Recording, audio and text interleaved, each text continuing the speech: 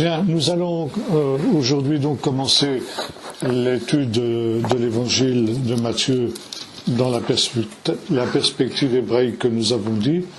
La dernière fois, nous avons fait une introduction générale à l'évangile de Matthieu et nous avons placé le problème justement dans sa perspective hébraïque. Nous allons prendre le premier texte qui est ce qu'on appelle l'évangile de l'enfance, que l'on trouve dans les 2 premiers chapitres de l'évangile de Matthieu. Et il est à noter que, avec Luc, ça va ? Oui, vas-y, Il est à noter qu'avec Luc, Matthieu est le seul des évangélistes à nous donner justement les récits de l'enfance de Jésus. Et ça entre dans la perspective de Matthieu, comme nous allons le voir, c'est quelque chose de très important. Maintenant, cet évangile de l'enfance, il est bâti d'une manière totalement hébraïque, selon un procédé d'exégèse que l'on appelle le pécher. Pécher, ça veut dire littéralement l'explication.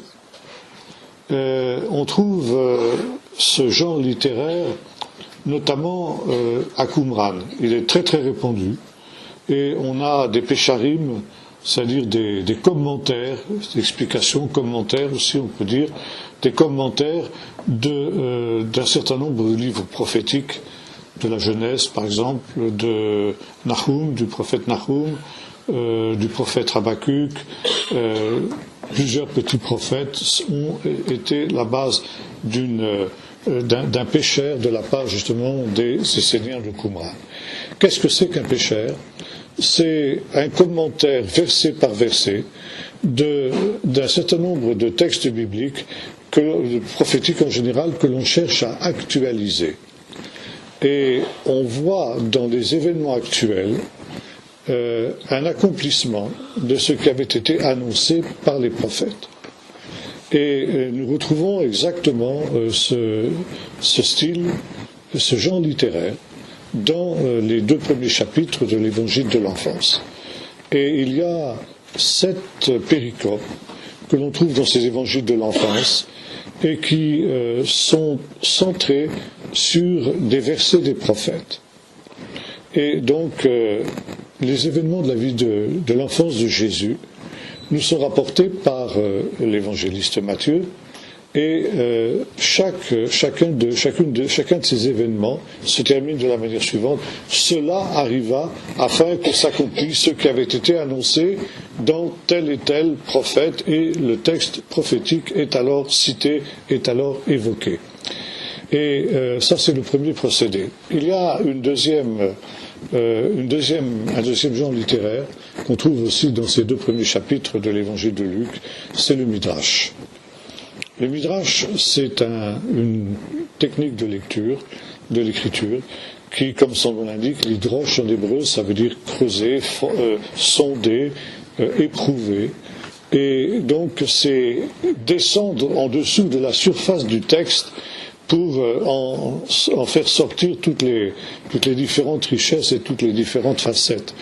Et le Midrash non seulement évoque un certain nombre de réalités, mais surtout il les suggère.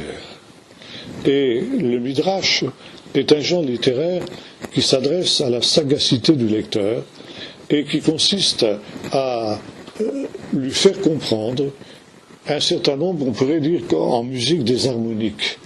Le texte, donc le pshat, ça veut dire le sens littéral, est commenté par le procédé du péché, comme on l'a vu il y a un instant. Et puis il y a un certain nombre d'harmoniques, ça veut dire on veut suggérer un certain nombre de choses. Et nous allons voir effectivement que c'est une des raisons pour lesquelles Matthieu, à l'encontre de Marc et de Jean par exemple, accordera une grande importance à l'enfance de Jésus et aux événements qui ont marqué la naissance de Jésus. L'évangile de Matthieu commence par, donc je veux dire, les six péricopes qui sont évoqués dans ces 2 textes. La première, c'est la généalogie, chapitre 1, versets 1 à 12. Ensuite, toujours dans le chapitre 1, versets 12 à 34, on a un premier songe de Joseph. Ensuite, chapitre 2, verset 1 à 13, l'événement central de cet évangile de l'enfance, qui est la visite des mages, et on verra pourquoi. Quatrième, le massacre des innocents, chapitre 2, verset 13 à 18. Et ensuite, cinquièmement, la fuite en Égypte, et sixièmement, le retour de l'Égypte. Et chacun de ces incidents de la vie de Jésus, de l'enfance de Jésus, sont illustrés par une prophétie biblique que les événements en question réalisent et accomplissent selon ce que nous dit l'évangéliste Matthieu. Première péricope, donc, la généalogie. Les généalogies sont souvent quelque chose de très important dans la Bible. Et les grands personnages, notamment, sont des gens auxquels, dans la biographie, dans la Bible, commence souvent justement par une généalogie. Et il était normal que dans une perspective hébraïque, Jésus, dont l'importance évidemment n'est pas à souligner pour Matthieu, il fallait que sa biographie commence par une généalogie. On a remarqué que cette généalogie, elle est différente de celle que l'on trouve chez Luc. Pendant tout un temps, les deux généalogies se recoupent, bien que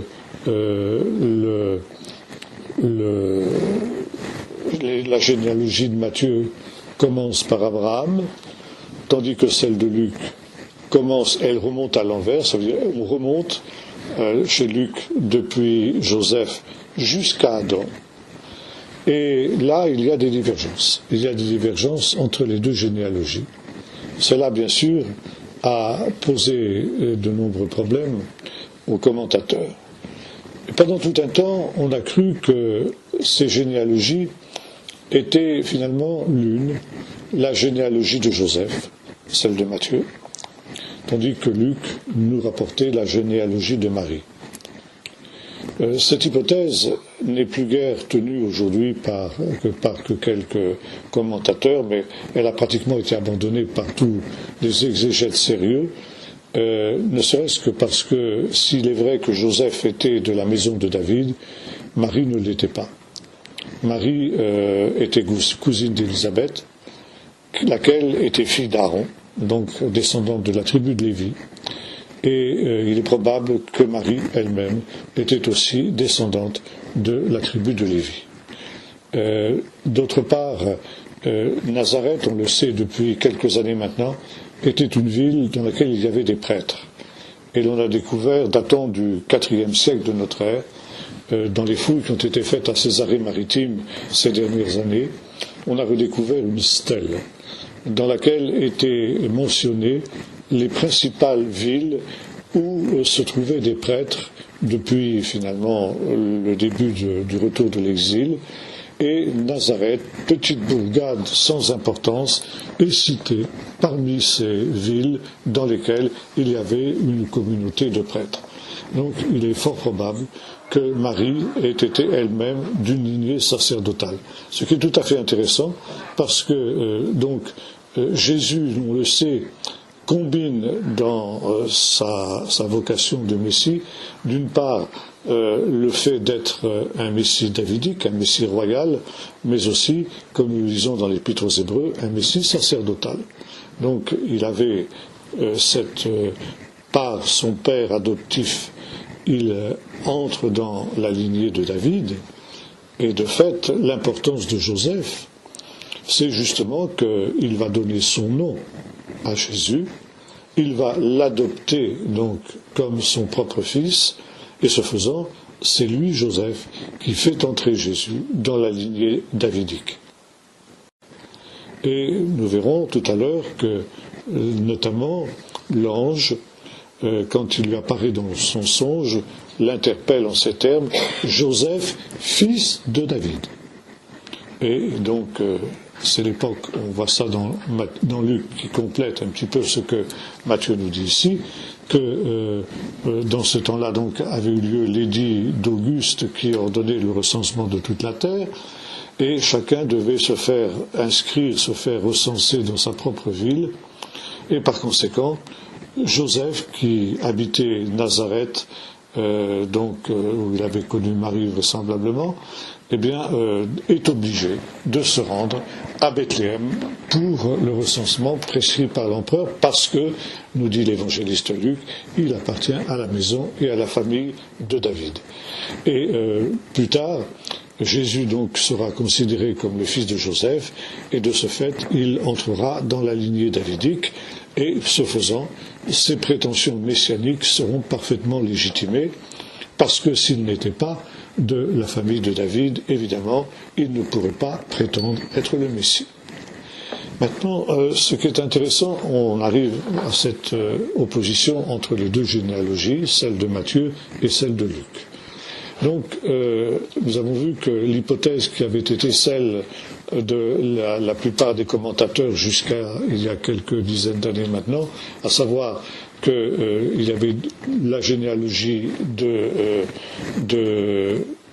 Joseph d'une part et celle de Marie d'autre part ne tient pas, pour les raisons que nous avons dites. Alors comment expliquer justement cette différence entre ces deux généalogies? En fait, c'est un père de l'Église qui s'appelle Jules l'Africain, qui vivait au IIe siècle, qui nous donne la clé de l'énigme. Jules l'Africain était un homme qui était encore proche de l'époque de la naissance de Jésus, IIe siècle, on n'est pas encore très loin, et surtout qui connaissait bien la famille de Jésus.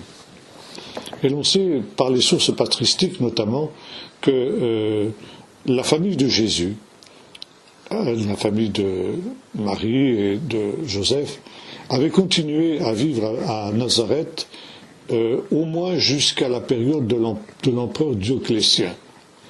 Et au moment de la grande persécution contre les chrétiens qui avait donc été déclenchée par cet empereur, une des dernières grandes persécutions qui avait précédé donc l'édit de tolérance de Constantin, le Dioclétien avait fait arrêter tous les descendants de la famille de David, et notamment il avait fait arrêter les descendants de Jésus qui se trouvaient, enfin les descendants de la famille de Jésus qui se trouvaient à Nazareth. Et les sources nous disent que finalement Dioclétien a fait relâcher ces gens parce qu'il a vu que c'était des simples ouvriers qui n'avaient aucune prétention messianique, aucune intention de mener une révolte quelle qu'elle soit contre les Romains. Il avait notamment noté leurs mains calleuses, de telle sorte que finalement il les avait relâchés. Mais cela nous montre qu'il y avait cette famille qui d'ailleurs avait exhibé à ce moment-là, selon toujours les sources, les charrues que Jésus avait lui-même fabriquées quand il était dans l'atelier du charpentier. On pouvait encore voir ces objets, donc 3e, 4e siècle, on pouvait voir encore ces objets qui devaient avoir été conservés pieusement à Nazareth par justement la famille de Jésus.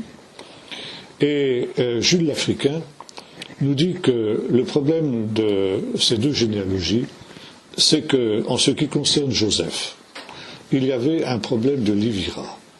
Qu'est-ce que c'était que le lévirat? C'était une institution qui est évoquée dans la Torah, dans le Pentateuque, et qui prescrit à, disons, si un homme meurt sans enfant, eh bien, son frère doit épouser sa veuve. Et le premier enfant qui naît de cette union est considéré comme le fils du défunt et porte le nom du défunt et par conséquent est habilité à hériter de tous les biens du défunt. Les autres enfants qui naîtront ensuite sont considérés comme les enfants du frère. Bon, vous retrouvez ça par exemple dans l'histoire de Tamar, Judas et Tamar, vous retrouvez ça dans l'histoire de Ruth. pour ne citer que les exemples les plus importants. Et donc il y aurait eu, selon Jules l'Africain, un problème de ce type-là, en ce qui concernait Joseph. Joseph, en fait, avait deux pères, nous dit Jules l'Africain. Il avait un père biologique et il avait un père adoptif. Ça veut dire que le père dont Joseph portait le nom était décédé sans enfant. Et par conséquent, le frère du défunt avait épousé celle qui devait devenir sa mère, et par conséquent, biologiquement, il était le fils de son frère, de son frère, et qui avait donc remplacé ainsi le défunt. Si bien qu'une des généalogies suit la lignée du père biologique, c'est-à-dire du frère cadet, et l'autre généalogie suit la généalogie du père dont il portait le nom, mais qui finalement était décédé avant la naissance de cet enfant. Si bien qu'à un certain moment, les deux généalogies divergent. Bon, je ne sais pas si vous avez compris, c'est un peu complexe. Enfin, disons, voilà, ça c'est l'explication qui nous est donnée. Et je pense que finalement, c'est celle-là qui est la plus valable. Maintenant, le terme commence par généalogie. Il y a deux manières de comprendre cette expression. D'abord, le mot toldot en hébreu. On le retrouve dans le livre de la Genèse en particulier. 5 fois dans le livre de la Genèse apparaît le mot toldot. Généalogie, descendance, postérité. Ce sont des mots par lesquels on traduit en général cette expression toldot. On peut aussi comprendre cette expression d'une manière un peu différente. Ça peut aussi signifier l'histoire. Non seulement l'origine, mais également l'histoire. Et dire généalogie de Jésus-Christ, Toldot Yeshua HaMashiach, c'est dire c'est aussi l'histoire de Jésus. C'est l'origine de Jésus, mais c'est aussi l'histoire de Jésus. Maintenant, ce qui est intéressant, c'est de noter que cette généalogie, qui nous renvoie justement au livre de la Genèse, et qui nous renvoie par conséquent aux origines du ciel et de la terre, et aux origines de l'humanité tout entière. Mais, contrairement à Luc, Matthieu, qui est un auteur juif, et non pas, disons, universel, comme c'était le cas de Luc, qui va faire remonter la généalogie de Jésus jusqu'à Adam, mais pour Matthieu le juif, la généalogie de Jésus, elle commence avec l'histoire d'Israël, elle commence avec Abraham. Abraham, le père de la nation. Et dans cette généalogie de Jésus, c'est toute l'histoire du peuple d'Israël qui passe en revue. Et là, donc, il y a une manière de résumer cette généalogie qui est assez particulière. Quand on compare cette généalogie de Matthieu avec les généalogies auxquelles il se réfère dans l'Écriture, nous constatons que Matthieu omet certains chaînons. C'est tout à fait possible aussi de trouver ça dans d'autres généalogies, parce que le mot ben en hébreu, que l'on traduit en général par fils, peut aussi signifier descendant d'eux. Donc, pas forcément à la première génération, mais à la deuxième, voire même à la troisième, ou même la quatrième génération. Donc, ici, nous avons une recombinaison, on peut dire, des généalogies de l'Écriture. Et pourquoi Matthieu a-t-il agi de cette manière? Pour que l'on arrive, comme il le dit ici à la fin, il y a en tout, verset 17, 14 générations depuis Abraham jusqu'à David, 14 générations depuis David jusqu'à la déportation de Babylone, et 14 générations depuis la déportation de Babylone jusqu'au Messie. Donc 3 séries de 14 générations. 14, c'est comme on le sait, 2 fois 7, 7 étant le chiffre sacré, le chiffre de la plénitude, le chiffre de la perfection. Et ces 3 séries de 14 générations, eh bien, nous renvoient à ce qui est finalement la plénitude de l'histoire d'Israël, et aussi à la plénitude des temps. Et là, nous sommes à fond dans le procédé midrashique que nous avons évoqué tout à l'heure, à savoir que dans le midrash, on suggère autant que l'on affirme. Et il faut de la sagesse, il faut de la sagacité pour comprendre ce que l'auteur du midrash a voulu dire. Et c'est en fin de compte Paul, dans ses épîtres, qui va nous dire ceci: quand les temps furent accomplis, Dieu envoya son Fils, né d'une femme, né sous la Torah. Et là, c'est exactement ce que Matthieu veut nous montrer. La naissance de Jésus arrive à la plénitude des temps. Donc ici, 6 fois 7, c'est la plénitude des temps. Nous sommes arrivés à la plénitude des temps avec la naissance de Jésus. Les temps sont accomplis. Et on retrouvera aussi ça dans l'Évangile lui-même. Quand Jésus commence à prêcher, il dit « Les temps sont accomplis, repentez-vous et croyez à la bonne nouvelle. » Donc, quand les temps furent accomplis, Dieu envoya son Fils né d'une femme, né sous la Torah. Et le fait de commencer par Abraham, je veux dire, est aussi une manière de nous dire que de fait, Jésus, le Messie, est né sous la Torah. Et il est venu, nous aurons l'occasion de le revoir quand nous parlerons du sermon sur la montagne, il est venu justement aussi, non pas pour abolir la Torah, mais pour la confirmer. Ce faisant, Matthieu situe Jésus véritablement au cœur même, au sein du peuple d'Israël.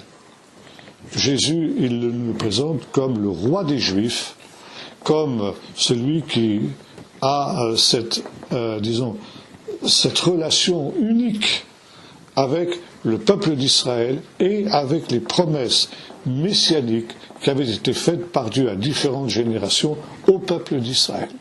Jésus est l'accomplissement des promesses faites à Israël et qui sont, comme le dira plus tard l'apôtre Paul, l'objet de l'espérance des 12 tribus d'Israël qui servent Dieu nuit et jour dans l'attente justement de cette plénitude des temps, dans l'attente de cet accomplissement.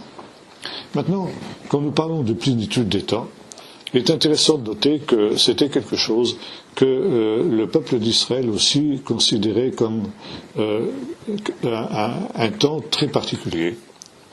Et dans un autre évangile, il nous est dit ceci: comme tout le peuple était dans l'attente. On était dans l'attente. Pourquoi ?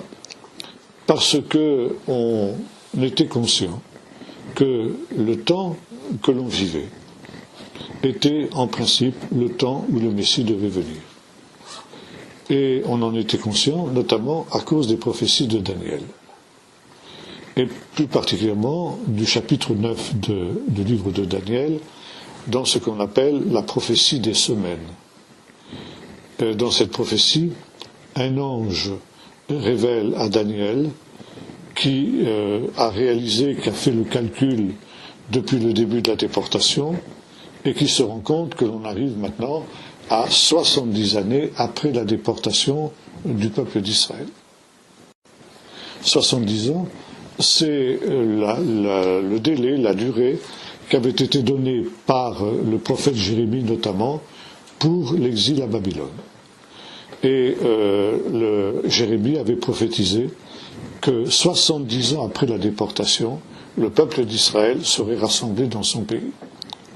Daniel vient de faire le calcul, il réalise que l'on arrive à la fin de cette période de 70 ans, et par conséquent, il prie pour que le Seigneur accomplisse les promesses qu'il a faites par Jérémie et qu'il ramène le peuple. Et en même temps, évidemment, dans la vision, dans la pensée de Daniel, disons, il y a cette idée que, au moment où Dieu va rassembler son peuple dans son pays à la fin de l'exil, ça va être le temps de la rédemption. Et voilà un ange qui lui apparaît et qui lui dit non, il va y avoir effectivement retour de l'exil, ça oui, mais le retour de l'exil ne signifie pas qu'on va avoir immédiatement la rédemption. Et il faut comprendre ce qui a été révélé à Jérémie, les 70 années, non pas comme 70 années, mais comme 70 semaines d'années, ça veut dire 490 ans. Ce n'est que donc 490 ans que finalement la rédemption messianique arrivera. Alors, cette prophétie des semaines, elle est extrêmement complexe. Et pour, disons, l'appliquer d'une manière précise, c'est pratiquement impossible, en tout cas dans la manière dont elle est rédigée aujourd'hui. Il y a différents problèmes aussi de traduction, de tout ça, bon, c'est très complexe. Mais disons, on se rend compte que, quelles que soient les difficultés que l'on a à faire coïncider les différents détails qui nous sont donnés dans cette prophétie avec les événements historiques connus, il n'en demeure pas moins vrai que le thème de cette période, la fin de ces 70 semaines d'année, donc de ces 490 ans, aboutit grosso modo à la fin de l'époque du deuxième temple, c'est-à-dire grosso modo au moment de la venue de Jésus. Et bien entendu, cela n'avait pas échappé aux sages d'Israël à cette période. Et c'est la raison pour laquelle on pensait et on s'attendait à ce que le Messie vienne dans cette période-là. C'était finalement ce que Daniel avait annoncé. La fin de ces 490 ans, c'était la plénitude des temps. On arrivait à la plénitude des temps. Et Paul aussi reprend cette idée quand il dit ce texte que nous avons évoqué tout à l'heure, quand les temps furent accomplis. Cette attente, le peuple qui était dans l'attente, on le retrouve par exemple dans à Qumran. À Qumran aussi on était conscient qu'on était arrivé à la plénitude des temps et que le temps de la manifestation du Messie était imminent. Et dans la mesure où le peuple d'Israël n'a pas reconnu que Jésus était le Messie, eh bien, dans les générations qui ont suivi, on s'est trouvé devant un problème. Pourquoi Dieu n'a-t-il pas envoyé le Messie alors que les temps étaient accomplis? Alors on essaie de trouver toutes sortes d'explications. Finalement, on rejette cet échec, cet échec, oui, sur l'infidélité d'Israël. Israël n'a pas écouté la voix de Dieu. Il y a différents midrashim, il y a différentes légendes qui sont là pour expliquer pourquoi le Messie qui aurait dû venir à cette période-là, en réalité, n'est pas venu. Mais pour nous, évidemment, nous savons qu'il est venu. Donc, quand la plénitude des temps est arrivée, le Messie est venu, donc, sous la Torah, donc, descendant d'Abraham et aussi descendant de Moïse. Donc, 3 séries de 14 générations. Maintenant, il y a quelque chose de très intéressant aussi. C'est que 14, c'est non seulement 2 fois 7, mais c'est également la gématria du mot David. David, et le mot Adam, Adam, donc le premier Adam, qui signifie donc Adam, David et Mashiach. Il y a trois lettres au mot Adam. Adam, le premier homme, David, donc le père du Messie, et puis M, Mashiach, le Messie. Donc ici, 3 séries qui sont importantes et qui nous amènent justement à la gématria du mot David, qui est de 14. Donc, quand on additionne les lettres du mot David, ça nous donne 14. Et ce faisant, donc, c'est dire qu'il y a 14 générations, 3 fois 14 générations, c'est dire que Jésus est bel et bien le fils de David, et par conséquent qu'il est bel et bien le Messie. Le répéter 3 fois, c'est aussi une chose importante. Dans le livre des psaumes, un psaume nous dit ceci: Dieu a parlé une fois et 3 fois j'ai entendu. On retrouve ça aussi dans l'histoire des songes du Pharaon. Vous savez, l'histoire des vaches maigres et des vaches grasses, l'histoire des épis maigres et des épis gras. Et Joseph, quand il explique le songe au Pharaon, déclare ceci: si le Seigneur a donné le même songe à 2 reprises sous 2 manières différentes, c'est parce que la chose est arrêtée de par l'Éternel, la chose est sûre. Répéter, quand le Seigneur répète 2 et 3 fois les mêmes choses, ça veut dire que cette réalité est certaine. Et par conséquent, 3 séries de 14 générations, eh bien, c'est confirmer qu'on ne peut pas discuter la messianité de Jésus. Et dès le départ, donc dès le début de son évangile, Matthieu nous présente Jésus comme le Messie d'Israël, celui qui avait été promis et qui par conséquent est l'accomplissement des espérances d'Israël. Et tout le propos de son évangile va être de faire prendre conscience au peuple d'Israël que Jésus est bel et bien le Messie qu'il attendait. Donc ça, c'est en gros le propos des généalogies. Maintenant, nous passons au deuxième point, le songe de Joseph. Donc, voici comment arriva la naissance de Jésus. Marie, sa mère, était fiancée à Joseph. Avant leur union, elle se trouva enceinte par l'action du Saint-Esprit. Joseph, son époux, qui était un homme de bien et qui ne voulait pas la diffamer, se proposa de rompre secrètement avec elle. Bon, ça, il faut comprendre un petit peu aussi les tenants et les aboutissants de cette situation-là. Il faut savoir que dans la culture de la Judée de l'époque, le peuple juif, le mariage avait en quelque sorte 2 étapes. Ce qu'on appelait Irusim et ce qu'on appelait Nisuim. Irusim, ça se traduit par fiançailles, Nisuim, ça se traduit par mariage. En fait, les 2 phases de cette évolution étaient un mariage. Et ce que nous traduisons par fiançailles était déjà considéré comme un mariage. Quand un jeune homme et une jeune fille étaient officiellement fiancés, c'est comme s'ils étaient mariés. La seule différence entre Irusim et Nisuim, c'est qu'au moment des Irusim, il n'y avait pas de cohabitation. Après le Nisuim, il y avait évidemment cohabitation. Et si, pour une raison ou pour une autre, les Irusim, donc les fiançailles, devaient être rompues, eh bien, c'était considéré comme un véritable divorce.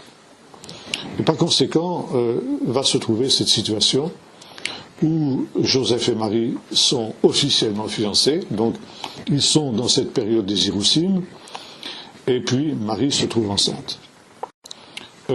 Cette grossesse de Marie, évidemment, a été ensuite mal interprétée par son entourage. Et on voit dans la tradition juive ultérieure, on le voit déjà dans l'évangile, par exemple l'évangile de Jean, où à plusieurs reprises Jésus est qualifié par ses adversaires de mamzer, comme on dit en hébreu. Ça veut dire de bâtard, d'un enfant qui a été conçu hors mariage. Et logiquement, dans la tradition juive, et selon ce qui nous est dit dans la Torah, un mamzer est exclu de la communauté d'Israël. Et jusqu'à aujourd'hui, donc, c'est le cas.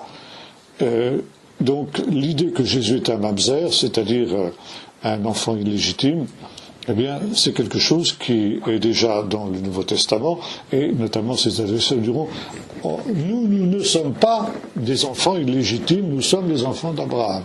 Sous-entendu, le problème c'est que toi tu es un enfant illégitime. Donc cette grossesse de Marie avait fait problème. Et notamment dans la littérature polémique juive que l'on trouve ultérieurement, on retrouve cette accusation de Mamzerut, on dit en hébreu. Et il y a dans le Talmud, et surtout dans un écrit du Moyen-Âge, que l'on appelle le Toldot Yeshu, c'est-à-dire l'histoire de Jésus, qui est un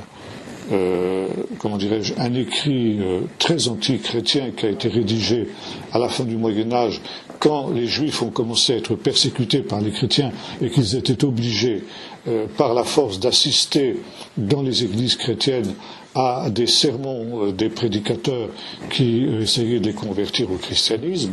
Et pour combattre en quelque sorte cette propagande pro-chrétienne qu'il y avait en milieu juif, on a rédigé ce que l'on appelait l'évangile du ghetto, ça veut dire un contre-évangile qui essaye justement de discréditer l'évangile véritable.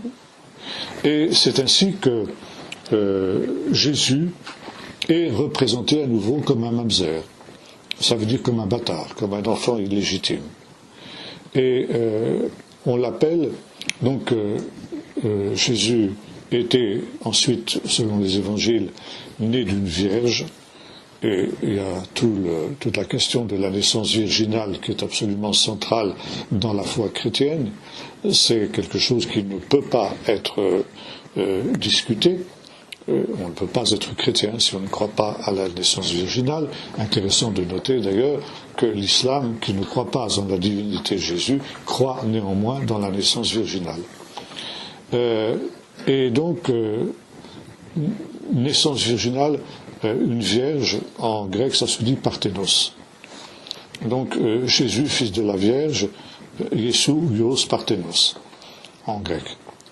Et dans le Toldot Yeshu, cet évangile du ghetto, cet évangile apocryphe, pourrait-on dire, Jésus est appelé, on a transformé un petit peu le mot parthénos, Jésus, Yeshu, on dit en hébreu, on ne dit pas Yeshua. Dans les textes polémiques, on emploie le mot Yeshu, je vais vous expliquer pourquoi dans un instant. Yeshu ben Pandéra. Pandéra, parthénos. Bon. Et pourquoi ben Pandéra? Qui est ce Pandéra? Eh bien, selon le Toldot, c'est un soldat romain qui aurait mis enceinte Marie. Donc, le but, c'est de discréditer cette doctrine de la naissance virginale. Et c'est aussi une des raisons pour lesquelles de Yeshua on passe à Yeshu. C'est-à-dire on supprime la dernière lettre du mot de Jésus, et c'est un sigle d'une expression parfaitement blasphématoire. C'est la raison pour laquelle nous évitons, nous, quand nous parlons hébreu, de parler de Yeshu. On emploie toujours le mot Yeshua, parce que c'est l'anagramme de l'expression suivante, Yimashmo Vezichro, ce qui signifie que son nom et son souvenir soient retranchés. Donc ici, on est au cœur de la polémique antichrétienne qui marquera justement la fin du Moyen-Âge et dont on trouve encore les traces aujourd'hui et qui donc part de cette idée donc que Marie se trouve enceinte hors mariage. Et néanmoins, Joseph, lui, n'est pas dupe, il comprend. Il connaît Marie, et sait bien que c'est pas une fille de mauvaise vie du tout, et il réalise bien qu'il y a quelque chose d'extraordinaire. Et bien sûr, on peut penser que Marie lui a expliqué quelle était l'origine de sa grossesse, puisque, selon l'évangile de Luc, elle avait reçu la visite d'un ange au préalable qui lui avait annoncé qu'elle allait se trouver enceinte sans pour autant connaître d'homme par la vertu et la puissance du Saint-Esprit. Et Joseph, donc, se propose de rompre avec Marie, de divorcer, puisque déjà, en quelque sorte, ils sont légalement mariés, non pas parce qu'ils doutent de la fidélité de Marie, non pas parce qu'ils doutent de ce qu'elle lui a dit au sujet de l'origine de sa grossesse, mais parce qu'ils se sont indignes de recevoir, d'épouser celle qui a ainsi ce privilège extraordinaire d'être ce après quoi toutes les jeunes filles juives rêvent. Quand, encore de nos jours, une jeune fille religieuse juive se marie, elle espère qu'elle va devenir la mère du Messie. C'est son espérance secrète. Et voilà donc que Joseph réalise que sa future épouse, celle qu'il avait pensé être sa future épouse, est en fait celle qui porte le Messie dans son sein. Et ils se sont par conséquent indignes de recevoir et la mère et l'enfant sous son toit. Et la raison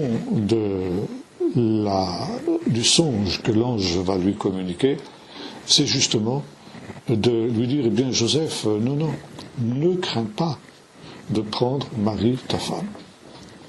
Ne fais pas ce que tu as pensé, ne romps pas avec elle. L'enfant qu'elle porte vient du Saint-Esprit, et l'ange le lui confirme, mais en même temps, toi, Joseph, fils de David, nous avons vu tout à l'heure cette expression, parce que tu es fils de David, tu as été choisi par Dieu aussi pour faire entrer cet enfant dans la communauté d'Israël d'une part, et surtout dans la lignée davidique, pour que, effectivement, il puisse devenir le Messie promis. Il faut savoir que dans la culture ancienne, l'adoption n'était pas quelque chose qui était simplement un acte, comment dirais-je, un acte d'état civil. Mais adopter un enfant, c'était véritablement le faire entrer dans sa descendance et dans sa lignée. Et dans les généalogies de l'écriture en particulier, il y a de très nombreux exemples d'adoption de ce type-là, qui ont fait que, en fin de compte, celui qui est adopté dans la tribu, on trouve ça encore chez les Bédouins modernes, aussi, la notion d'adoption, c'est véritablement comme donner naissance à un enfant. Donc, Joseph devient le père véritable de Jésus dans sa dimension humaine, dans sa lignée humaine, même si il n'en est pas le père biologique. Maintenant, il est à remarquer que dans cet évangile de l'enfance, il y a une très grande place qui est faite au songe. Ce premier songe n'est pas le seul que Joseph va recevoir. Dans la suite du récit, nous verrons qu'il y en aura d'autres, mais finalement, nous retrouvons un petit peu ce qui a été le fait du grand patriarche qui était Jacob. Jacob, lui aussi, a eu de très nombreux songes, et en cela, justement, il a été le père du peuple d'Israël. Et donc, Joseph, qui reçoit des songes, est assimilé avec le patriarche Jacob. Et il va être aussi celui qui accueille au nom du peuple d'Israël l'enfant que Marie porte dans la communauté d'Israël. Donc Marie, ta femme, enfantera un fils, tu lui donneras le nom de Yeshua, car c'est lui qui sauvera son peuple de ses péchés. Yeshua, c'est un nom très commun à l'époque de Jésus. C'est l'abréviation du mot Yehoshua, que l'on traduit en général par Josué. Ça veut dire que Jésus, celui que nous appelons Jésus, qui est donc une abréviation du mot Yehoshua, Yehoshua donc c'est comprimé en Yeshua, et c'est en grec ça nous donne Yesus, d'où en français ou en anglais ou en espagnol, dans la plupart des langues occidentales, Jésus, Jesus, Jesus, etc. c'est directement tiré du grec. Mais son nom véritable, pardon ? En italien c'est Yeshua. Oui, enfin, c'est à peu près pareil. C'est-à-dire, il n'y a pas de Jésus. D'accord. Donc, son nom c'est Yeshua. Comme je disais tout à l'heure, c'est un nom très très répandu. Et par exemple, on le trouve dans de très très nombreux ossuaires ou dans de très très nombreuses tombes de cette époque. Il en va de même d'ailleurs du nom de Marie, Myriam ou Maria. On trouve les deux formes aussi dans des tombes, dans les vieilles tombes de cette période-là. Ce que ici veut suggérer aussi l'ange, donc Yehoshua, ça veut dire Dieu sauve. On sait que Josué, celui qui a été le successeur de Moïse et celui qui a été à la tête des armées d'Israël, s'appelait d'abord Oshéa, ce qui se traduit par oser, ça veut dire il sauve. Et Moïse, quand le temps est venu pour lui de prendre sa succession, l'a changé son nom en Yehoshua, ça veut dire Dieu sauve, donc ou Dieu délivre. C'est tout le résumé de ce que sera la vocation de Jésus. Donc, il sauvera son peuple de ses péchés. Son peuple, c'est essentiellement, dans un premier temps, le peuple d'Israël. Et là, nous arrivons aux pécheurs que nous avons évoqués. Cela arriva afin que s'accomplisse ce que le Seigneur avait déclaré par le prophète, et c'est la fameuse prophétie de l'Immanuel qu'on trouve dans le chapitre 9 du livre du prophète Ésaïe. La Vierge deviendra enceinte, elle enfantera un fils, et on lui donnera le nom d'Emmanuel, ce qui se traduit par Dieu est avec nous. Maintenant, c'est très intéressant de noter que l'idée de la naissance virginale, ce n'est pas une idée qui est étrangère au peuple d'Israël. On trouve aussi cette idée que certains grands personnages de l'Antiquité sont nés aussi d'une manière miraculeuse. C'est le cas notamment de Malkitsédek. Malkitsédek, qui est un personnage étonnant, puisque l'Épître aux Hébreux nous rappellera qu'il est un des rares personnages de la Bible dont l'origine n'est pas citée. Ni le nom de son père, ni le nom de sa mère, ni le nom de sa descendance. Et ça, bien sûr, ça n'a pas échappé aux sages d'Israël de l'époque. Et en particulier aux gens de Qumran, pour lesquels Malkitsédek était un personnage extrêmement important. Et on conclut que puisque la Bible ne nous donne aucune généalogie de Malkitsédek, que puisque la Bible ne nous donne ni le nom de son père ni le nom de sa mère, c'est qu'il n'en a pas. Et que finalement, il est né d'une manière miraculeuse, qu'il est né par un procédé de naissance virginale. D'autres midrashim attribuent aussi ce même privilège au père de Noé, Lémech, qui lui aussi serait né d'une manière miraculeuse par une intervention du Saint-Esprit, naissance virginale. Maintenant, le texte que Matthieu nous cite ici a aussi été basé, et une des bases sur lesquelles le peuple d'Israël s'est appuyé pour annoncer que, puisque des grands personnages de l'Antiquité sont nés miraculeusement, la naissance du Messie aussi serait une naissance miraculeuse et serait par conséquent une naissance virginale. Et il y a une autre preuve que l'on présente à l'appui de cette affirmation, c'est que dans la suite de ce verset, il nous est dit ceci: donnez de l'accroissement au royaume de David et une paix sans fin à son royaume, voilà ce que fera le zèle de l'Éternel des armées dès maintenant et à jamais. Donc, donner de l'accroissement, de la domination au règne de David, il y a dans ce mot en hébreu, à la fin du mot, une lettre très spéciale qu'on appelle la lettre même, qui correspond au M de l'alphabet latin. Et la lettre même en hébreu, elle a deux formes, elle prend deux formes différentes, selon qu'elle est au début ou au milieu d'un mot ou à la fin d'un mot. Quand elle est au début ou à la fin d'un mot, ou au milieu d'un mot, elle s'écrit d'une manière ouverte. et à la fin d'un mot d'une manière fermée.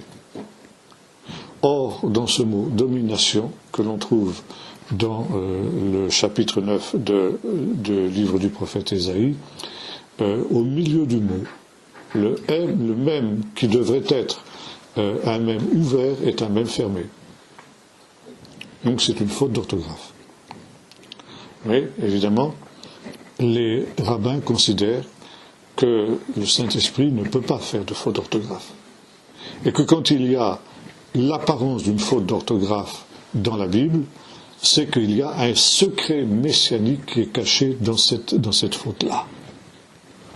Et là, quel est le secret messianique? Il est en relation avec ce qui précède, la Vierge deviendra enceinte. Qu'est-ce que c'est qu'une Vierge? C'est une femme fermée.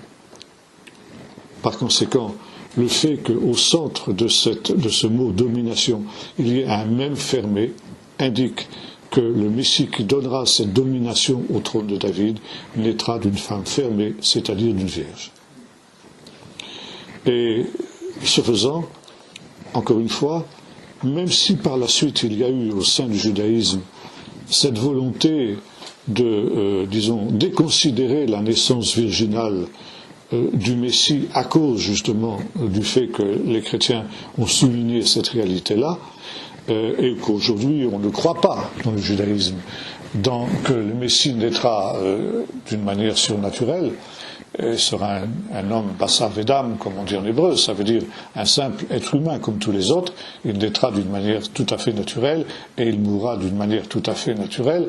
Il n'en est pas, ça c'est une réaction antichrétienne qui date d'après justement l'apparition du christianisme, mais disons à l'époque de Jésus, et dans certains milieux encore aujourd'hui de judaïsme orthodoxe, on considère que le Messie naîtra d'une vierge selon ce texte qui est ici évoqué par l'évangéliste Matthieu, et qui nous place d'emblée devant cette réalité que donc le Messie est véritablement le Fils de Dieu.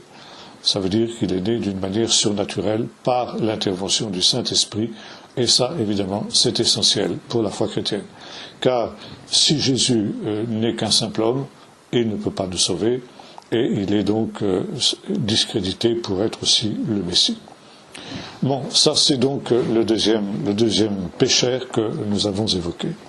Donc, à son réveil, Joseph, que l'ange lui avait ordonné, il prit sa femme chez lui, mais il ne la connut pas jusqu'à ce qu'il ait enfanté un fils auquel il donna le nom de Jésus, comme l'ange, autrement dit, le lui avait ordonné. Troisième péricope, l'adoration des mages. Jésus était né à Bethléem en Judée au temps du roi Hérode, et des mages d'Orient arrivèrent à Jérusalem. Alors maintenant, il y a aussi un autre problème historique aussi qui se pose par rapport à cela. Jésus étant né à Jérusalem du temps du roi Hérode. Et ça nous pose un problème quant à la date de la naissance de Jésus. On compte, vous savez, les années de notre calendrier à partir de ce que l'on considère comme étant la date de la naissance de Jésus, c'est-à-dire l'an 0 de notre ère. Cet an 0 a été déterminé par un moine du Moyen-Âge qui s'est basé sur le texte de l'évangile de Luc qui nous dit que Jésus avait environ 30 ans quand il commença son ministère. Et par conséquent, il a pris ce chiffre comme un chiffre absolu et il a considéré que, effectivement, Jésus était né 30 ans avant cette période-là. Seulement, le texte de Luc nous dit qu'il avait environ 30 ans. Donc, on ne peut pas être sûr qu'il avait véritablement 30 ans. Bon. Luc nous donne une autre date pratiquement de la naissance de Jésus. Et Luc fait naître Jésus sous le règne d'Auguste. Alors, bien sûr, Hérode a régné aussi sous Auguste. Mais il est question du recensement de Quirinus. Le recensement de Quirinus a eu lieu quelques années après le début de notre ère. Maintenant, évidemment, certains ont découvert qu'en fait, il y avait eu 2 recensements de Quirinus, gouverneur de Syrie à l'époque. Et d'ailleurs, c'est ce que laisse entendre l'évangile de Luc, ce recensement était le premier recensement. Donc, il ne faut pas s'arrêter sur le recensement de Quirinus, qui est le plus connu, qui est en fin de compte le deuxième, mais un premier recensement qui ne nous est pas répertorié ailleurs que chez Luc d'ailleurs, n'est-ce pas, mais qui a eu lieu donc quelques années plus tôt. Maintenant, donc, on peut résoudre ce problème-là de cette manière. Maintenant, le problème est le suivant. On sait que Hérode le Grand, donc celui sous le règne duquel Jésus est né, est mort en réalité en -4 de notre ère. Donc, la date qui a été déterminée par le moine d'Eudice le Petit est une erreur. Jésus n'est pas né dans l'année 0 de notre ère, mais il est né au moins en -4. Ça veut dire qu'il est né vraisemblablement à la fin du règne d'Hérode. Alors, avant -4, bon, on ne peut pas préciser davantage. Donc Jésus est né à Bethléem du temps du roi Hérode. À Bethléem, bien que, encore une fois, ses parents aient été originaires de Nazareth, et nous avons vu comment l'évangéliste Luc nous explique pourquoi Jésus est né à Bethléem et non pas à Nazareth à cause de ce fameux recensement de Quirinus ordonné par l'empereur Auguste qui donc venait en quelque sorte peu de temps avant de prendre ses fonctions. Et voilà donc arrivent à Jérusalem des mages qui viennent d'Orient. Qui sont ces mages? Alors là, faisons table rase du folklore noëlesque auquel nous sommes habitués. Les 3 mages qui représentent les 3 races, alors le blanc, l'européen, le noir, l'africain, et puis le jaune, l'oriental, qui s'appelaient Gaspard, Melchior et Balthazar, et qui, donc, pourquoi étaient-ils 3? Parce qu'il y a 3 présents qu'ils offrent, l'or, l'encens et la myrrhe, donc ils étaient 3, et ensuite qu'ils étaient rois. Nulle part il nous est dit qu'ils étaient rois, nulle part il nous est dit qu'ils étaient 3, et nulle part il nous est dit qu'ils avaient les noms qu'on leur attribue, même pas dans des écrits apocryphes. Donc là, nous sommes en pleine légende. Alors, qui étaient les mages? Ça, c'est quelque chose d'assez mystérieux. Manifestement ici, tout le récit de l'histoire des mages est en relation avec les prophéties de Balaam, notamment l'histoire de l'étoile. Dans les prophéties de... Alors, qui était Balaam d'abord? Balaam était un des prophètes des nations. Et selon la tradition juive, il nous est dit que Balaam a été donné par Dieu aux nations parce que Dieu ne voulait pas que les nations puissent dire qu'il avait donné un grand prophète à Israël, Moïse, et qu'il avait négligé les nations. Alors, Dieu va donner un prophète aux nations qui sera Balaam. Bilam, on dit en hébreu. Bon, le problème, c'est que cet homme est un homme ambigu, et s'il est un véritable prophète, au départ en tout cas, et il l'a été, et il se corrompt, par amour pour les richesses, par amour de l'argent, et donc il va devenir un devin, quelqu'un qui emploie les arts occultes, les arts magiques, et donc il va monnayer en quelque sorte ces choses-là. Et notamment, il a la possibilité de, ce qu'on dirait aujourd'hui, jeter des sorts. Donc placer des gens sous la malédiction ou au contraire sous la bénédiction. Ça veut dire de pratiquer, on dirait aujourd'hui, la magie noire ou la magie blanche. Évidemment, tout ça, ça se paye. Donc Balaam est quelqu'un qui aime l'argent, qui aime les richesses, et on sait que c'est exactement ce qui va se produire quand Balak va inviter Balaam à venir maudire le peuple d'Israël en contrepartie de monnaies sonnantes et trébuchantes. Il est intéressant de noter qu'il y a quelques années de cela, on a retrouvé à Tir el-Balar en Transjordanie, donc de l'autre côté du Jourdain, une stèle qu'on appelle la stèle de Balaam. Parce qu'effectivement, le nom de Balaam est évoqué dans cette stèle. Suit une prophétie que Balaam aurait donnée. Manifestement, cette prophétie ne s'est pas réalisée, ne s'est pas accomplie. Mais la découverte de cette stèle est intéressante à deux niveaux. D'abord, parce qu'elle nous confirme que Balaam est bel et bien un personnage historique. Ce que l'on avait mis en doute, ce que les adversaires de la Bible avaient nié, puisque pour les adversaires de la Bible, il suffit que la Bible dise quelque chose pour que ce soit forcément faux. Or, aujourd'hui, on sait que Balaam était bel et bien un personnage historique. Deuxièmement, qu'il était un faux prophète, puisque la prophétie qui est évoquée dans ce texte-là ne s'est pas accomplie. Le problème de Balaam est finalement celui qu'on retrouvera avec Saül ou qu'on retrouvera avec des gens de ce type-là. Ça veut dire que quand on fait des grandes expériences spirituelles avec Dieu, et que l'on est habitué au surnaturel de Dieu, si l'on ne veille pas, eh bien, la limite entre le surnaturel de Dieu et le surnaturel du diable est très ténue. Et si l'on ne marche pas avec Dieu, on passe la frontière sans même s'en rendre compte. Ce qui ne veut pas dire que de temps en temps, il ne peut pas y avoir aussi des surgissements du surnaturel de Dieu dans la vie de celui qui s'est éloigné de Dieu. Et l'on sait que ce sera aussi ce qui se passera avec Saül. Saül, qui après l'onction qu'il a reçue de la part de Samuel, va être rempli de l'Esprit de Dieu. De telle sorte qu'on dit, Saül n'est-il pas lui aussi au nombre des prophètes?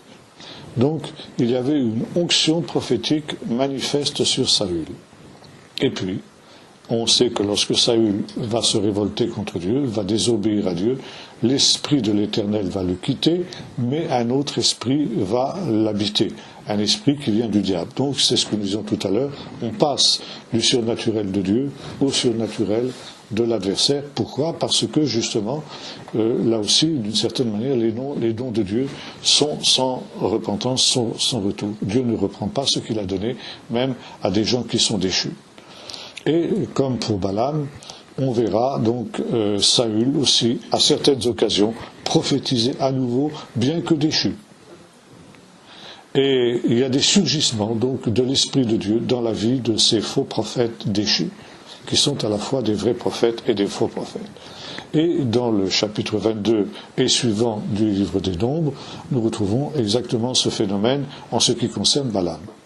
Balaam va être amené à d'abord essayer d'employer des pratiques occultes pour jeter le sort que Balak lui a demandé sur Israël, donc des autels avec des taureaux sacrifiés, etc. Et il est question donc de pratiques occultes qui sont en relation avec ça, vraisemblablement l'examen des entrailles des animaux, qui était quelque chose de très répandu dans la magie des peuples anciens. Et donc, Dieu a changé la malédiction en bénédiction, et il nous a dit que la dernière fois, la dernière tentative que Balaam va faire pour maudire Israël, eh bien, il nous a dit, comme Balaam se rendait compte que Dieu ne voulait pas maudire Israël, mais le bénir, il n'alla pas comme les autres fois au-devant des pratiques occultes, mais l'Esprit du Seigneur vint sur lui et il se mit à prophétiser. Et la prophétie qui dit ceci, je le vois, mais pas maintenant, je le contemple, mais ce n'est pas pour tout de suite, un astre sort de Jacob et perce les flancs de Moab et d'Édom. Un astre sort de Jacob. Et cette idée d'un astre, qui est en relation aussi avec les pratiques occultes, qui étaient celles de Balaam, à savoir l'astrologie. Non seulement il y avait l'examen des entrailles des animaux, mais il y avait aussi l'astrologie qui remonte à la plus haute antiquité, et notamment chez les peuples de Babylone. Les Babyloniens étaient des experts en astrologie. Donc ils observaient les astres, non pas pour des raisons scientifiques comme les astronomes modernes, mais pour des raisons occultes, pour en tirer des présages, comme nos modernes astrologues sont persuadés que la position des astres au moment de la naissance d'une personne détermine un certain nombre d'éléments de sa vie, de sa destinée. Et par conséquent, cet astre que voit Balaam, est l'astre finalement du Messie. Le Midrash nous donne un certain nombre de détails sur cette situation qui est sous-jacente à notre texte de Matthieu. Matthieu connaissait manifestement ces Midrashim. Et il nous est dit notamment que Balaam était non seulement un grand prophète et un grand devin, mais qu'à la cour du Pharaon, il était le chef des magiciens dont il est question dans l'histoire de l'Exode. Et un jour, donc, il est venu vers le Pharaon. Et plutôt, c'est le Pharaon qui constate qu'il y a au ciel une nouvelle étoile qui vient d'apparaître. Alors, il est tout intrigué et il fait venir Balaam et il lui dit: est-ce que tu as vu cet astre? Et Balaam lui dit oui. Et qu'est-ce que ça veut dire? Et Balaam lui dit: eh bien, c'est le signe que le libérateur d'Israël est né. Et par conséquent, le Pharaon décide de faire périr tous les enfants des Hébreux pour faire disparaître le libérateur d'Israël. Et là, bien sûr, nous retrouvons cette même idée dans l'évangile de Matthieu. Lorsque Hérode apprend que cette étoile du Messie est apparue, donc que le libérateur d'Israël est né, il va avoir exactement la même réaction que le Pharaon.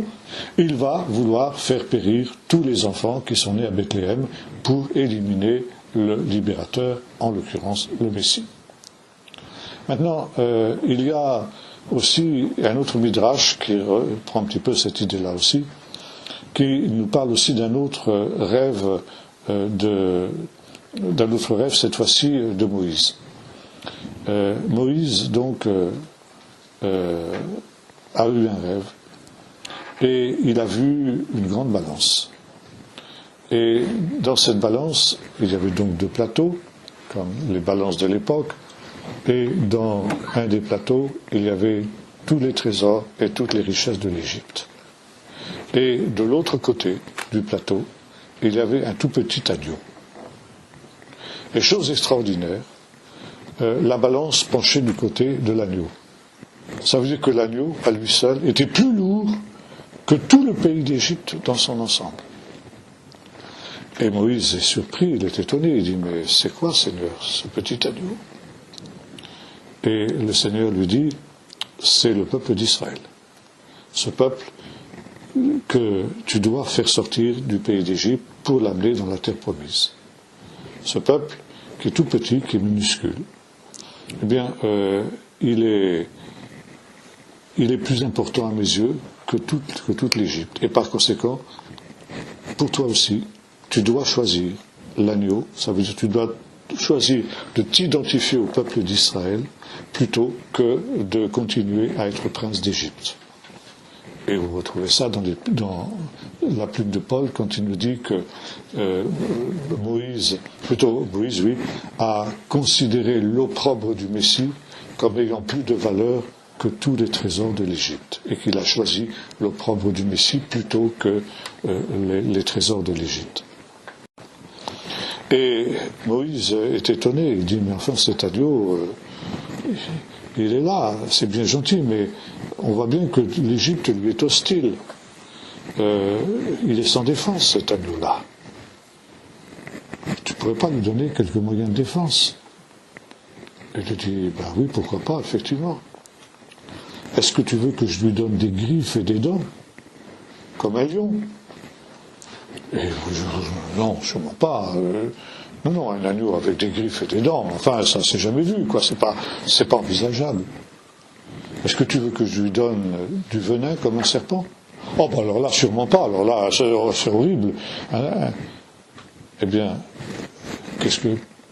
je peux rien faire d'autre, dit Dieu. Et Moïse dit, ben non.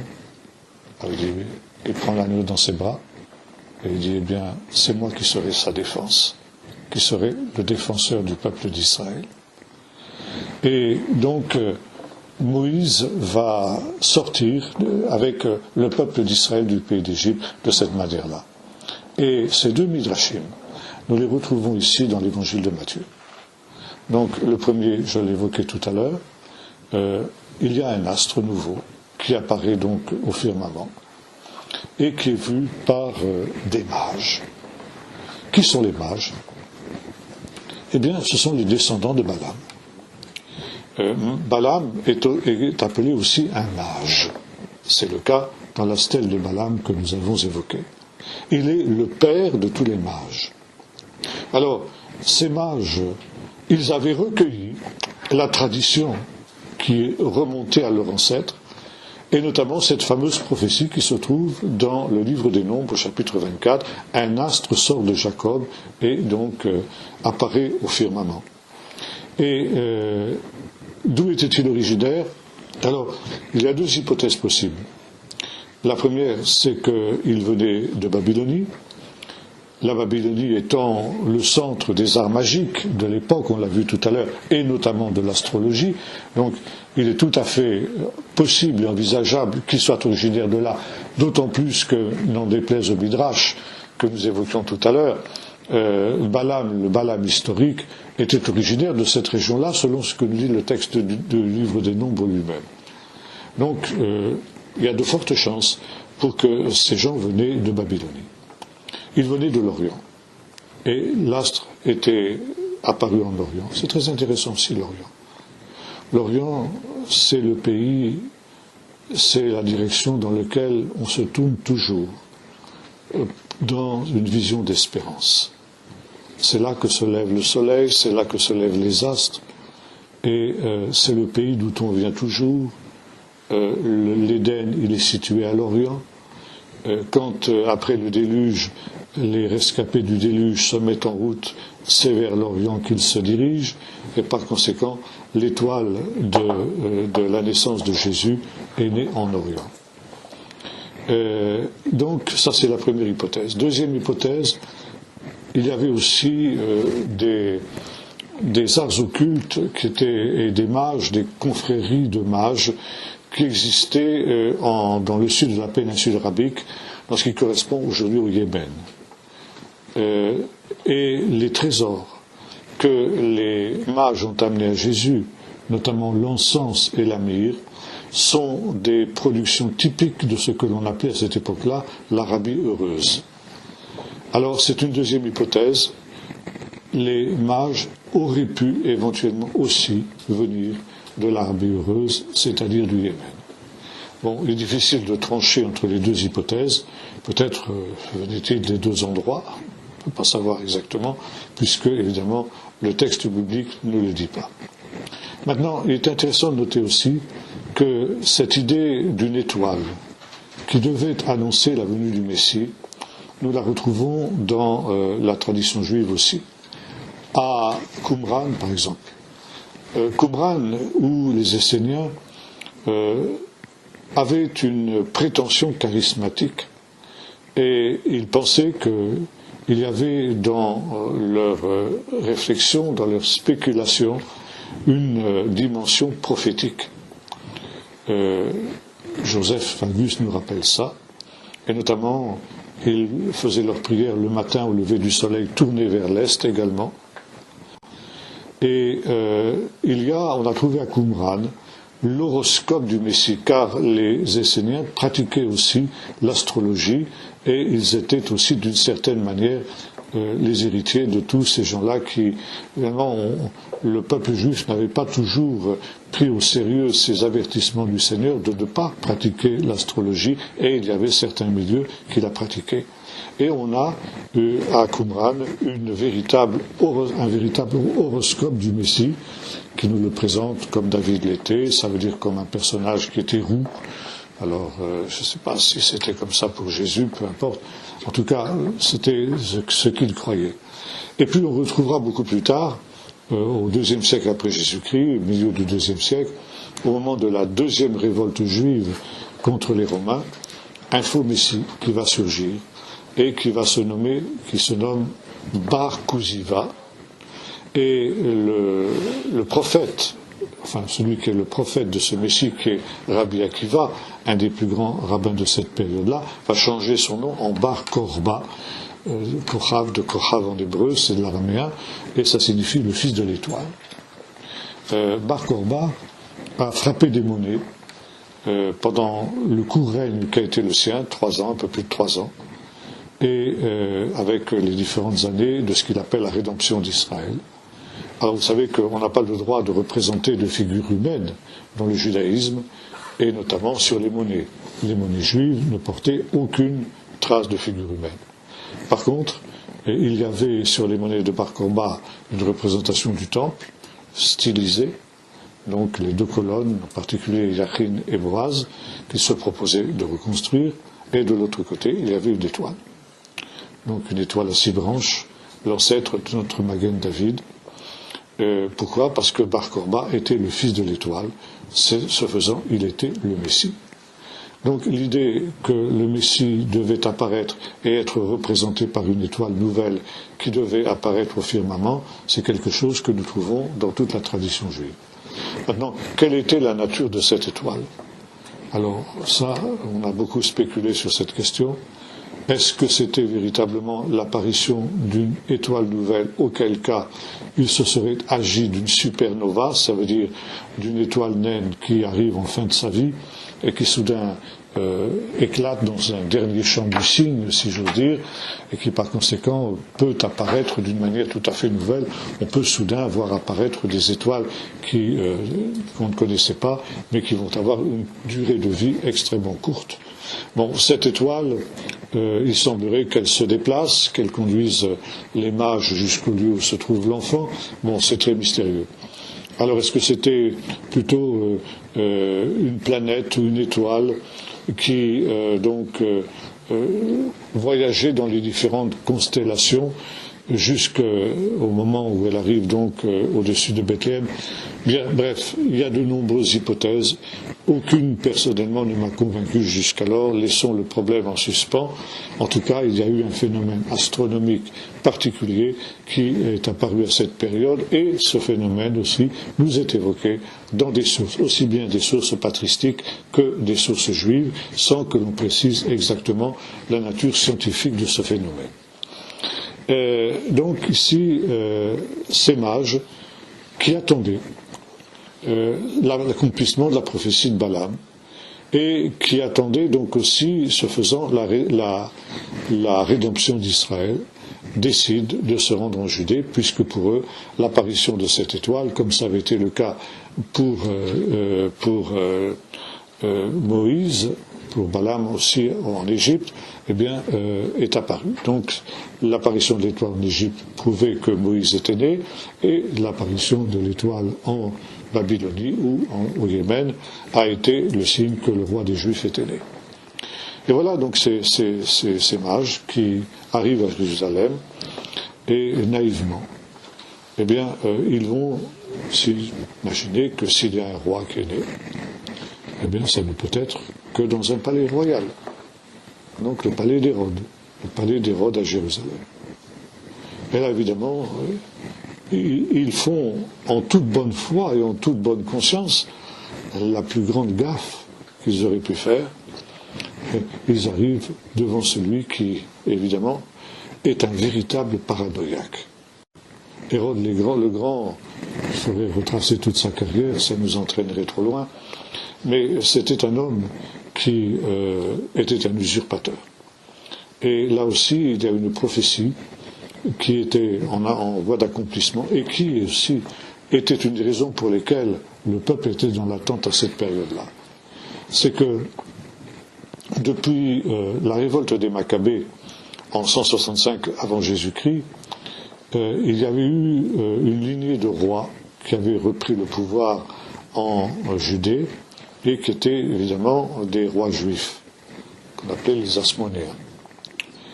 Et Hérode était un non-juif, un arabe, un iduméen. qui, au moment où les Romains avaient essayé de s'emparer de la Judée, avait lié son sort avec les Romains. Et c'était l'époque où les Iduméens, c'est-à-dire descendants des Dômes, les Édomites, si vous voulez, avaient été contraints par un des rois hasmonéens à se convertir au judaïsme, si bien qu'officiellement, Hérode était juif. Il l'était évidemment très très superficiellement. Il était beaucoup plus romain que juif. Et les Romains, donc, l'avaient utilisé pour établir un protectorat sur la Judée. Et c'est ainsi que Hérode avait éliminé les rois hasmonéens, ainsi que leurs descendants, et il s'était fait proclamer par les Romains roi de Judée. Mais c'était un usurpateur. Et de ce fait, il n'a jamais été reconnu par les Juifs pieux comme étant le roi légitime d'Israël, mais bel et bien comme un suppôt des Romains. Et ce faisant, Hérode a été donc dans une situation toujours extrêmement précaire. Son trône était très précaire, son pouvoir était très précaire, et il ne régnait que par la terreur. Et il ne vivait que dans une terreur permanente d'un coup d'État qui le renverserait. Il a éliminé donc tous ses rivaux potentiels, les Hasmonéens, on l'a vu, et jusqu'à ses propres enfants. Il a eu de très nombreux enfants, et il en a fait assassiner de très très nombreux, parce qu'il les soupçonnait à tort de comploter contre lui pour le renverser. À tel point qu'Auguste disait de lui, il vaut mieux être le cochon d'Hérode que son fils. Alors vous comprenez bien que Hérode, qui vivait dans cette terreur permanente d'une rivalité, quand il a vu les mages débarquer chez lui en disant « Où est le roi des Juifs ?», eh bien, il a été pris de panique, comme le dit le texte. Tout Jérusalem, Hérode fut troublé, et tout Jérusalem avec lui, ça veut dire tout l'establishment qui était autour d'Hérode. Maintenant, cette réalité accomplissait aussi une prophétie qu'on trouve dans le chapitre 49 du livre de la Genèse, où il nous est dit ceci, que c'est la prophétie que Jacob mourant donne à ses 12 fils. Il prophétise sur l'avenir de ses 12 fils. Et sur Juda, il dit ceci, le sceptre ne s'éloignera pas de Juda, ni le bâton du commandement d'entre ses épaules, jusqu'à ce que vienne le Shiloh et que les peuples lui obéissent. Le Shiloh, c'est une expression très étrange. C'est ce qu'on appelle en exégèse un apax legomenon, c'est-à-dire une expression qui n'apparaît qu'une seule fois dans la Bible, et nulle part ailleurs, même pas en dehors de la Bible. Si bien que quand on trouve une expression de ce type-là, c'est très difficile de la comprendre et de la traduire. Mais disons, pour couper court, la plupart des commentateurs pensent que c'est un des noms du Messie, Shiloh. Ça peut venir de Shiloach, c'est-à-dire l'envoyé de Dieu, ou bien Shiloh, ça veut dire celui auquel on offre des présents. Et là, nous voyons que c'est exactement l'interprétation qu'en donne Matthieu dans ce texte. Et donc le Shiloh, le Messie ne viendra que lorsque le bâton du commandement, ça veut dire la royauté, échappera à la tribu de Juda. Et de fait, Hérode est le roi qui met fin à la lignée des rois de Juda. Il est le premier qui n'est pas un roi de Juda, et c'est sous son règne, comme le souligne Matthieu, que le Messie naît, le Shiloh naît. Et le Shiloh, donc, ça peut se traduire aussi par celui auquel on offre des présents. Et il y a des textes, notamment le prophète Ésaïe et dans les psaumes, qui nous disent que les rois de l'Orient apporteront des présents à celui qu'il faut craindre. Et en quelque sorte, les mages sont ceux qui accomplissent cette prophétie. Et ils amènent des présents à celui auquel on offre des présents, Shiloh, des présents, des dons pour lui. Et ce psaume, qui est le psaume 72, si ma mémoire est bonne, qui annonce que les rois viendront en offrir des présents, et la raison pour laquelle on a considéré que les mages étaient des rois, ce qui d'ailleurs n'est pas dans le texte. Bon, je vais m'arrêter là. On reviendra sur cette question la prochaine fois. Et on va avoir un petit temps de questions avant de clôturer. Je voulais vous demander sur l'aspect du Midrash de Matthieu, sur la naissance et ensuite la fuite en Égypte. Quand on compare le texte de Matthieu et le texte de Luc, il semblerait qu'il y a des grosses contradictions. Par rapport à la fuite en Égypte de Bethléem, le retour ensuite à Nazareth d'une ville qui vont s'installer, et dans Luc il dit que c'est leur ville, et dans Luc il est dit qu'ils vont accomplir la circoncision à l'âge de 8 jours, la purification à l'âge de 40 jours. Donc il semblerait que ça se contredit. Alors non, pas vraiment, parce que finalement les deux évangélistes nous parlent de choses différentes. Et notamment, ici, tout ce long chapitre, ces deux longs chapitres de Luc, les deux premiers chapitres de l'évangile de l'enfance chez Luc, sont résumés par Matthieu en une phrase. Jésus étant né à Bethléem du temps du roi Hérode, point. Des mages d'Orient vinrent ensuite. Or, on pense que entre la naissance de Jésus et l'adoration des mages, il y a quelques années qui se sont passées, et que la fuite en Égypte a eu lieu après. Et qu'entre-temps, il nous est dit que donc Jésus est né, selon Luc, dans ce qu'on appelle une hôtellerie, mais en fait, il faut traduire par un caravansérail. C'est pas un hôtel 4 étoiles comme on l'imagine aujourd'hui. Hein. Et donc, quand les mages viennent adorer Jésus, ils le trouvent à Bethléem dans une maison. Donc, il semble que Marie et Joseph s'étaient installés à Bethléem et ils avaient l'intention de rester à Bethléem. Et donc, ils avaient trouvé une maison, soit une maison qu'ils avaient louée, soit une maison qu'ils avaient achetée. Donc, l'étoile s'arrêta sur la maison dans laquelle se trouvait l'enfant. Donc Jésus devait avoir, à ce moment-là, 3-4 ans par là, quoi. Et c'est après, donc, qu'il va descendre en Égypte pour les raisons qui nous sont évoquées par la suite. De Bethléem, il monte à Jérusalem pour concision et... De Bethléem, il monte à Bethléem pour la circoncision, mais ça, c'est dans les jours qui suivent la naissance, puisque la circoncision doit avoir lieu, logiquement, 8 jours après la naissance de l'enfant. Alors, Anne d'abord, je crois qu'Anne avait d'abord levé la main. Et moi, je me posais la question par rapport à Melchisédek. Est-ce que ça n'a pas été une figure de Jésus? Oui, bien sûr, c'est ce que dit l'Épître aux Hébreux. Et c'est la raison pour laquelle la Qumran aussi est considérée comme une image du Messie à venir. D'où l'idée de la naissance virginale, puisque le Messie aussi naîtra d'une vierge. Est-ce que ça ne peut pas être une apparition, comme par exemple quand Jésus, quand on pense que Abraham a mangé avec Jésus. Avec l'ange de l'Alliance. Oui. En fait. L'ange de l'Éternel, oui. On ne sait pas. C'est pareil. Oui, c'est tout à fait possible, c'est tout à fait envisageable. Et oui, il y a sur la personne de Melchisédek de très nombreux midrashim, parce qu'il est véritablement un personnage mystérieux. Je n'ai pas très bien compris comment deux frères pouvaient avoir deux généalogies différentes. Ils n'avaient pas la même mère, alors. Alors, si vous voulez, Joseph avait un père biologique qui avait épousé la veuve de son frère aîné, parce que le frère aîné était mort sans enfant.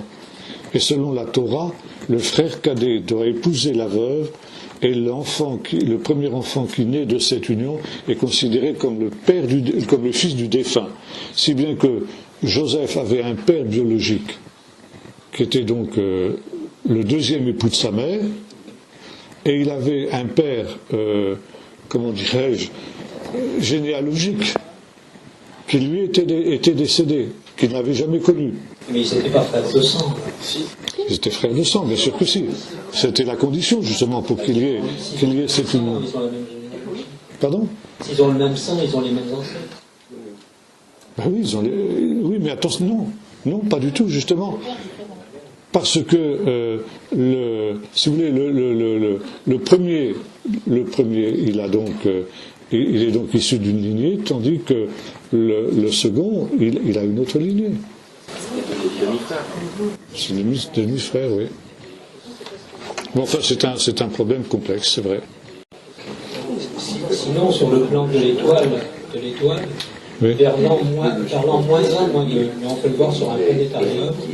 Il y a eu un phénomène assez étonnant, c'est-à-dire qu'il y a eu effectivement les planètes Saturne, Vénus, Jupiter qui se sont rencontrées avec Régulus. Et on peut le voir facilement sur un planétarium. Ouais.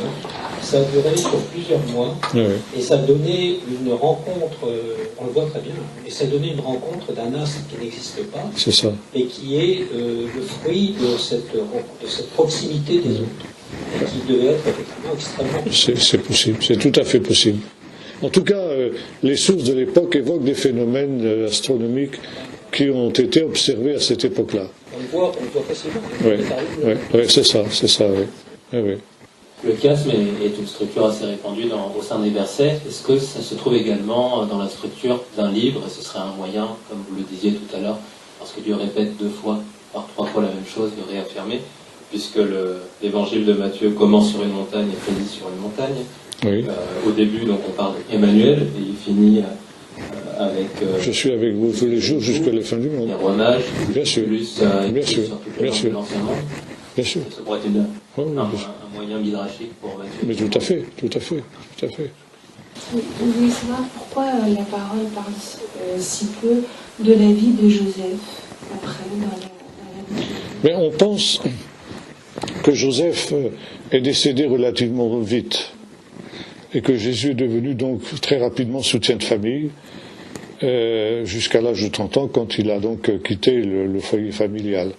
Mais de fait, Joseph n'est évoqué, disons, d'une manière assez approfondie que là. Autrement, Jésus, dans les autres évangiles, est parfois appelé le fils de Joseph, sans qu'on sache trop qui était ce Joseph et d'où il venait, quoi. Ouais, je voulais juste te demander si tu pouvais un peu expliquer la notion des deux piliers du temple, Yachim et Boaz, que tu as évoqué tout à l'heure en parlant de Bar Korba. Oui, c'était simplement le symbole qui était sur les monnaies qu'il avait frappées. Oui, non mais je veux dire, le temple, les 2 piliers. Oui. On donne un nom, on donne un pilier Yachim et Boaz. Oui. Pourquoi c'est... Il est établi et sur lui est la force. C'est la signification de ces 2 mots. C'était une indication de ce qu'était la vocation du temple. Tout à l'heure, vous avez parlé des 490 ans. Oui. Les semaines d'année. Oui. Et je vous ai écouté aussi, je crois que c'est même ici, sur les 490 jours qui séparent l'Annonciation et la naissance. Exact, ça c'est chez Luc. Voilà, est-ce que vous pourriez expliquer rapidement? C'est un midrash de Luc, ça, cette fois-ci, qui consiste justement à nous dire aussi ce que Matthieu nous dit d'une autre manière, à savoir que quand les temps sont accomplis, donc Dieu envoie son fils né d'une femme née sous la Torah. Et donc dire que il y a donc depuis l'annonciation à Zacharie jusqu'à la fin de l'évangile, jusqu'à la circoncision, il y a 490 jours, c'est dire qu'effectivement on est aussi dans la plénitude des temps. Donc c'est une autre manière midrashique d'exprimer cette vérité qui sera ensuite reprise par Paul dans ses épîtres. Une dernière question. Ici. Je comprends. Quand tu parles de midrashique, ça veut dire c'est quelque chose qui a été rédigé avant Jésus ou c'est une forme de pensée que développe Luc ou Matthieu? Le midrash, c'est un procédé d'exégèse juive qui existait déjà bien avant Jésus, bien avant le Nouveau Testament, qui consiste donc à creuser sous le texte. L'hydroche, ça veut dire creuser en hébreu. Donc midrash, c'est le fait de creuser. Et donc de creuser le texte pour en faire sortir les sens cachés, quoi, ce qui n'est pas visible, disons d'une manière, à un premier regard. Donc il faut de la sagacité, il faut de la sagesse pour essayer de comprendre ce qui est dit par allusion. Le midrash dit autant par ce qu'il suggère que par ce qu'il dit. Vous voyez ? Et c'est ça, finalement, le Midrash. Et on trouve ça, évidemment, dans le Nouveau Testament, parce que le Nouveau Testament est un livre juif. Et automatiquement, les auteurs du Nouveau Testament employaient ce type d'exégèse. Bien, on va s'arrêter là pour ce soir. Merci.